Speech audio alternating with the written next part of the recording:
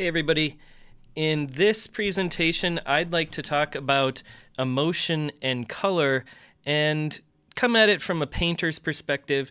A lot of times we hear about emotion and color and how blue makes people feel sad and orange makes people hungry and green represents sickness, right? So in this presentation, I want to go a little bit more in depth and talk about how painters use color and how they, use subtle variations of it to create certain scenes that evoke certain feelings and emotions. And in a way, they're kind of doing lighting for cinematography with a lot of colors that they're using. So I'm just going to show a bunch of artists that I like and kind of dissect the way that the way that they use color, and hopefully by doing so, you can also learn something along the way as well. The first person we're going to start off with is Matthew Bollinger. And Bollinger often uses a really muted and restricted color palette in these nighttime paintings, and he favors these shades of blue, gray, and deep purples. And a lot of times when I'm looking at these paintings of his, we get this sense that they're at night, so all the colors are muted. Nothing is really standing out too much. Even if we look at this white on the fence here, if we look at that isolated, it would still be quite dark. We can look at that color versus the white of the presentation next to it. So all the colors within this painting, first of all, are on the lower end of the value scale, right? So he's dealing with that lower end of the value scale, and then he's got a couple areas that he pops out with this brighter white color. Now, one thing that these subdued tones create is this kind of dreamlike atmosphere, and we're going to see that a lot in the other paintings that we're looking at as well. But we're not seeing any bright reds, right? Probably the brightest color that we see here is a little bit of orange down in the sock of one of the people that is crossing this fence into the private property area, right? And in the sky, we see some pinks and some warmer colors, but overall, most of the painting is quite cool, right? So there's a lot of variations of these blues and these browns to blues and these sorts of colors, right? And by using this limited palette, and when I say limited palette, that just means that he's not using a ton of colors, right? He's putting limited choices to begin with, right? So a lot of times when people start painting, they just have too many choices. That's why in my course, what I do is I start everybody with cadmium red, cadmium yellow, titanium white, ivory black, and then you get to choose phthalo blue or ultramarine blue, right? So you start with this very, very limited palette, and today we're going to be exposed to two new colors that are going to really greatly expand the amount of colors that we can be creating with our palette, right?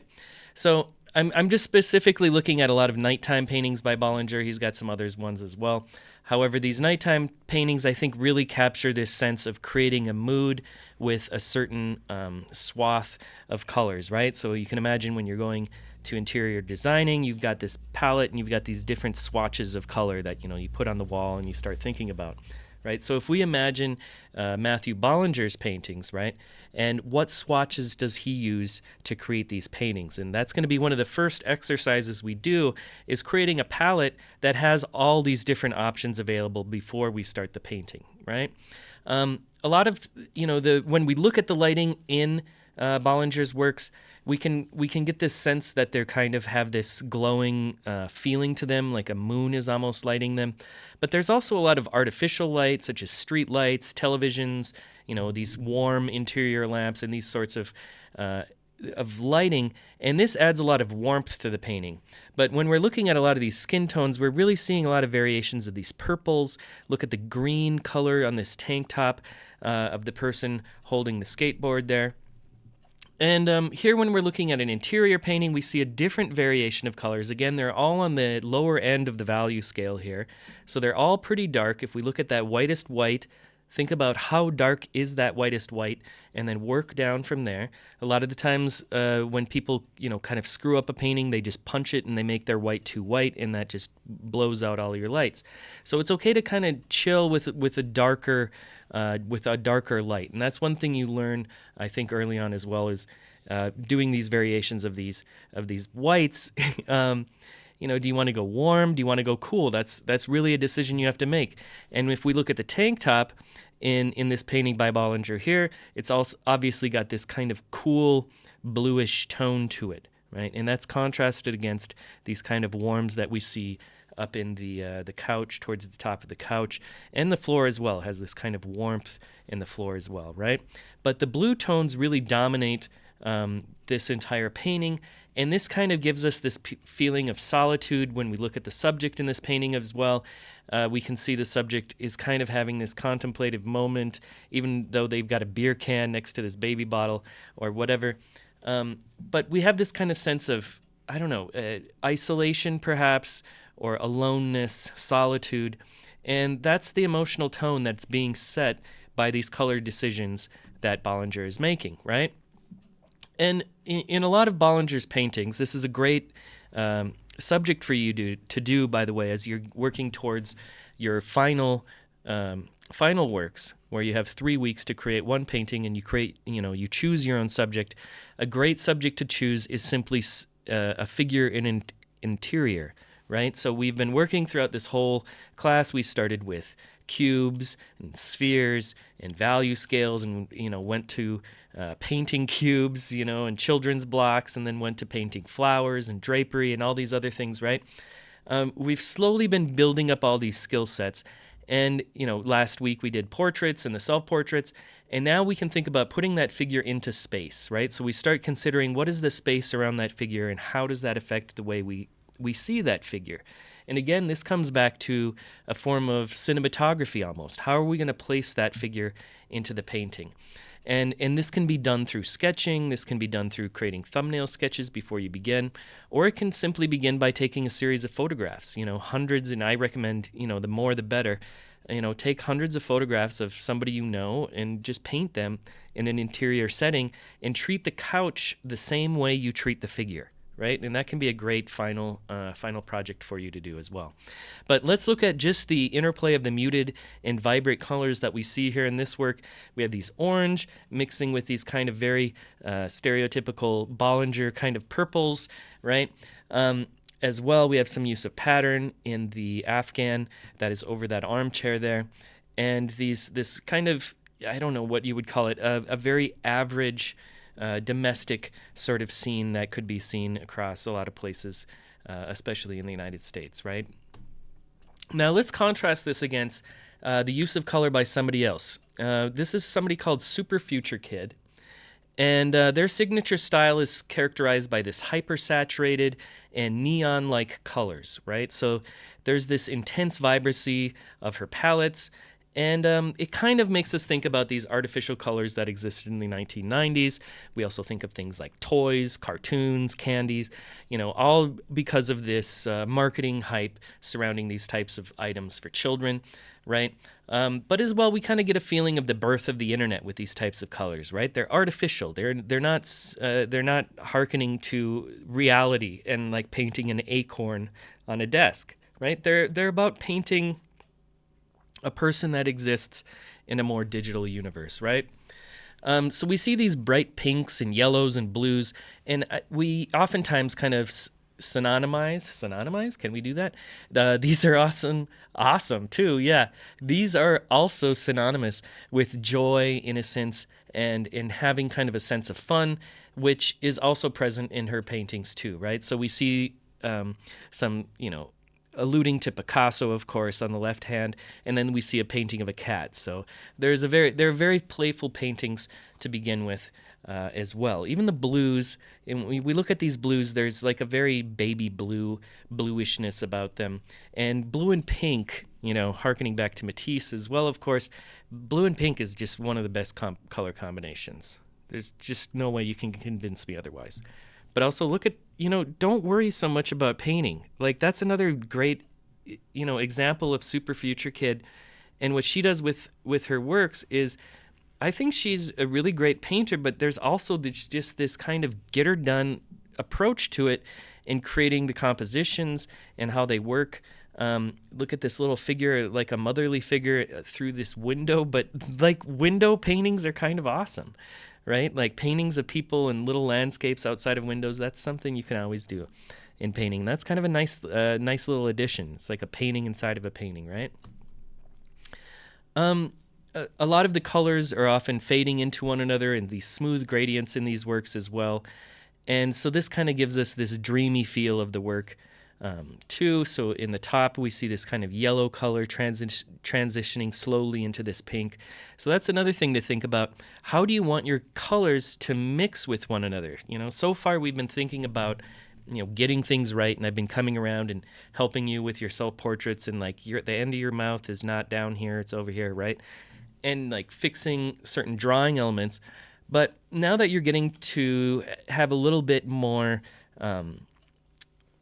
confidence in paint handling and putting paint on the paper and just getting it to stick and mixing color and this sort of thing, you can also think about, how do you want to portray your paint on the canvas? Do you want it to be more painterly, or do you want to like remove your hand from the work? Do you want your transitions to be smooth? Do you want your colors to be splattered, down next to each other, more like Impressionism? These are all like stylistic decisions, which probably should just happen. I don't think you kind of make them. It's always annoying when people are like, how did you find your style? And I think you really, it's like your signature. You just kind of end up doing it with practice and just doing stuff over and over again. This is probably one of my top painters when everybody asks, who's your favorite painter? I usually say Danica Lundy, just for, I don't know. I love how chaotic they are, how gritty they are. And this purple is also present in a ton of her paintings. And, there's this fleshiness. We still get some of that fleshy figural elements. So we get these pinks and deep reds and muddy browns and these muted greens, right, in these paintings. And we can always find different things. The more we look at them, we're discovering, just like a very generous painting that's just giving us more and more the more that we look and the more time we spend with the painting. I absolutely love Danica Lundy. But with that aside, look at the choices in just painting the figures, right? Just look at how many different colors she uses in depicting these figures, because we do see multiple figures in this painting. We see hands, we see legs, right? Look at the greens in these legs. Look how they work, and remember how I was telling you before that as long as you have the right value of a color, it's going to work out okay, right? Have the right value and have the drawing work, and the painting's going to work. You don't have to worry too much about color all the time, but you can also experiment as long as it's the right value, if that kind of makes sense. Notice how much of her color palette here are these subtle variations of gray, right? So you can also think of just making a value scale, black to white, and add a little bit of alizarin crimson to that, and see how that value scale changes just by adding this little bit of this new color that you're going to get today. And these are just subtle variations. We don't need to do much. We can make something just a little bit bluer or a little bit more red, and that can make a huge change in the way we perceive it. And a lot of these figurative elements, a lot of the flesh in these paintings that we see here are these subtle variations of purples and greens and yellow ochres. I just love how this captures this moment so perfectly, but look at these seats. I'm just jealous of these seats. Like, the texture of these seats, my God. Okay. So we look at the arm here, thinking about the purples coming into this arm, but also look at the brush marks and how the brush marks kind of denote what is the direction that we want our eye to read. And you can see her, how she's making these brush marks here up on the upper part of the wrist, for instance, that's looking over the shoulder. This is a scene, we've all kind of seen in a way, somebody looking over their shoulder and backing up a car, maybe our mom or something like that. So from a subject standpoint, I just think it's a cool subject, somebody backing up a car. But look at the rawness of this subject and the sweaty, it almost feels like bruised skin and the texture of the skin. And these people feel very real. And that's one great thing that oil paint has this ability to do, is depict flesh. I think Willem de Kooning said something about oil paint being the perfect medium to depict flesh. Now, in this is a painter called Lola Gill, and in Lola Gill's painting, we can see these subtle, cool pastels that are kind of reminiscent of another time. And when we start thinking about these types of paintings, we can think about how these, soft pastels and these kind of muted jewel tones, I like to call them, because like these, she uses these old glass pieces, right? And a lot of these kind of had these brilliant colors within them, right? So there would be these little glass pieces, but there'd be small, like the ears would be bright green, or something like this. And we've all seen these before, but these are contrasted against these very, very muted tones, and greens and blues and purples. And once again, think about the coolness of the painting. How much of this is cool? How much of it is warm? There's certainly a lot of warmth in this painting, in the hair, for instance, in a lot of the flesh tones. But that background color, look at that blue, and think about mixing that blue, mixing a blue that is that muted. Instead of just, oh, I'm going to make a blue here. Here's my blue. Boom, now I've got blue, right? Think about how muted that blue is. Think about how the flesh tone changes the way we perceive that blue, kind of makes it glow a little bit. And just taking your colors down, right? That might be a good lesson as we go forward. You can have your areas that pop, but you can also just take the intensity of those colors and the saturation of these colors down a lot as well. And look at in this painting, we can see, look at how color can almost make us feel like it's the 1950s. There's a nostalgic quality just to the color palette that we're seeing here. And if we look in the glass object here, we can see that the portrait has been morphed and surrealized into all these different forms and distortions, right?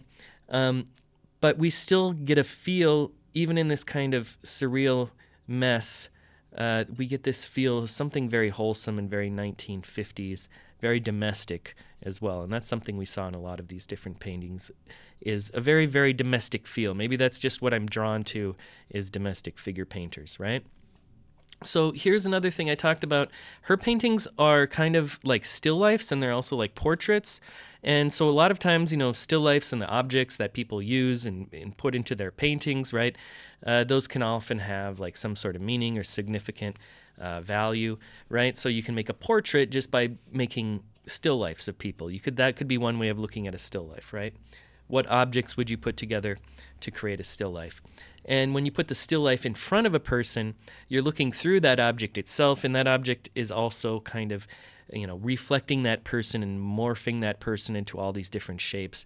And when we look really closely at this, we can see all these different little heads that are morphing into all these different shapes and distortions as well, with this very stereotypical, the hairstyle in this starts making me feel 1960s, 1970s, as well as the pattern on the t-shirt.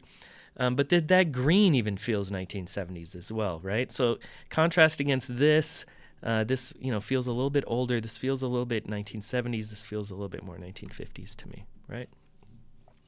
So let's take a look at our new colors that we're going to get today. They are Madder Lake Deep and Green Lake Deep. Okay, these have two different names in Europe and America. And in Europe, I'll get into it. In the U.S., it's alizarin crimson and phthalo green, right? So the roots of the madder plant were used to create red dyes as early as 1500 BCE in ancient Egypt, India, and Persia. And this was mainly used for dyeing textiles, including robes and tapestries.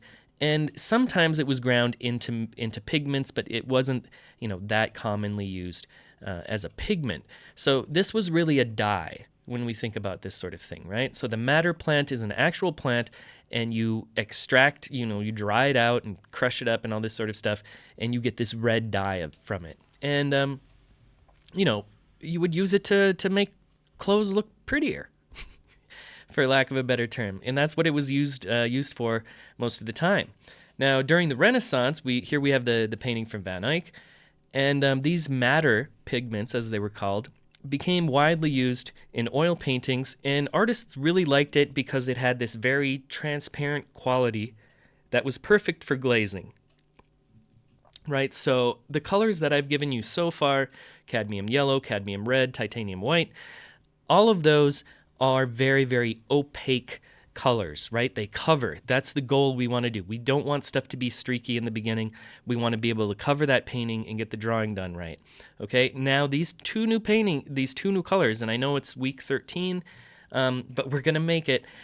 These two new colors, I introduce this whole new concept of glazing and the ability to create a thin layer of paint and put it on top of your other paint. And if you want to look into this more, you can look into the 7-layer Flemish painting technique. If you want to know, you can find a bunch of information on the internet about that and how to create it. And, here's your burnt umber burnt umber layer.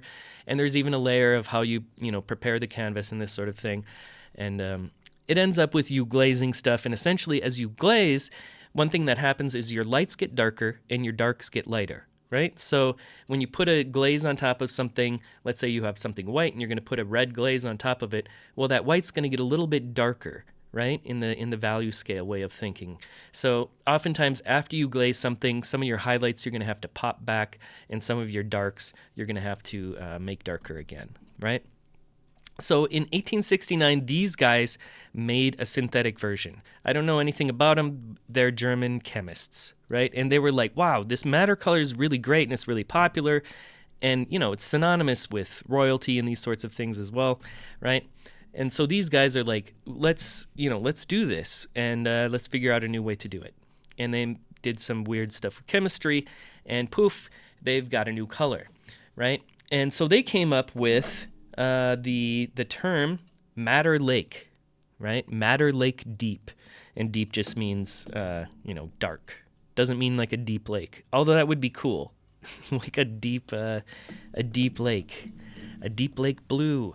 Anyway, a lake. What's a lake? A lake is essentially you've got your dye. Right, so you use some weird chemical process, and this is 1869, right? And so there's a lot of industry, and with industry and industrialization, there's a lot of waste from this stuff. Like we're making a bunch of copper or something like this. And oftentimes they found that you could make these really cool new colors as well. Cadmium comes from the Industrial Revolution as well. And so they probably, I don't know, they figured it out, and they got this color, and they're like, wow, this is red. Let's put some more copper in it. I don't know. And they got this color, and that it's a dye, essentially. That's like a fake madder. Then what they do is they pour it. The reason why it's called a lake, you get your powder, right? And then you pour the water. It's like juice. So you got Kool-Aid juice, right? And you pour it into where you got all this powder, and it makes like a little lake, right? And then it soaks up into the powder. And then the powder dries out, but it's dyed a new color, right? So now you've got a pigment, and you can mix this with oil, and you've got alizarin crimson oil paint. Or, as I said, in Europe, I don't know, they're like, hey, we've been going with red madder, so we're just sticking with it. They don't want these like phthalocylene. I don't even know what phthalo, the long version of phthalo is something like phthalocyanine or something. And they're like, no, we're not doing that. We're going to call it Green Madder Deep instead. No, Green Lake Deep. They're going to call it Green Lake Deep. So, yeah, they rebrand it in the U.S., but in Europe it's got different names. And these colors are very transparent, as I was saying. So you need very, very little of them. Don't use them the same way. They're not good for, like, putting gobs on, if you're doing, like, really, like, a thick painting application and these sorts of things, right? They're used in very, very thin layers. So you're going to want to mix these with a little bit of linseed oil. And as always, remember, you don't need a lot of linseed oil when you're glazing. Glazing is almost like you're dyeing the surface. That's a good way to think about it. Don't think about it as you're painting over it. You can use so little oil that you're just kind of, brushing your brush. You're almost just dyeing that surface a little bit, right? A lot of times you can create, here's a Christian Rex Van Minnen piece, and a lot of times highly detailed underpaintings can be glazed with a transparent color and linseed oil, so you can create a very, very detailed black and white underpainting, and you can spend a lot of times perfecting this underpainting, and then you can slowly bring new glazes onto that essentially a drawing that is a very, very detailed drawing. And then you're slowly bringing these glazes in to create these different colors. And then you get, this tremendous variation because you're getting all the variation of the values that were underneath these colors before, right? So your prompt, the first thing I want you to do is play with mixing these new colors with your yellow, your blue, your white, and red. So you've got your new green and your new alizarin crimson, right? So just play with, for instance, take your yellow and mix it with alizarin and look at that new orange that you get compared to the orange that you got with your red before. You're going to be able to create a lot of new a lot of new colors and vary these with white as well.